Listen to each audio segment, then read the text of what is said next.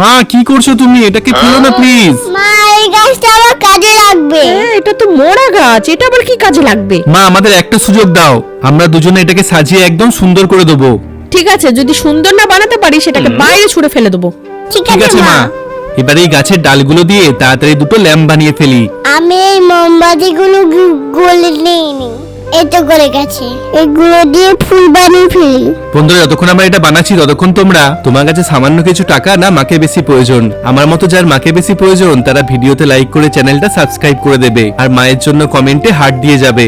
এই তো হয়ে গেছে। এবার দুটো মোমবাতি বানিয়ে ফেলি। বাহ, এই তো হয়ে গেছে। এনে দাদা। মা তাড়াতাড়ি এদিকে আসো, দেখো আমরা কি সুন্দর দুটো ল্যাম্প বানিয়েছি। আরে বাহ, এটা সেই মরা গাছটা না? হ্যাঁ মা। মা এই দেখো, এই গাছটা কত ফুল ফুটেছে। বাহ, খুব সুন্দর হয়েছে এটা। এবার থেকে আর আমি কোনো পুরানো জিনিস ফেলবো না, তোরা সব নতুন করে দিবি। হ্যাঁ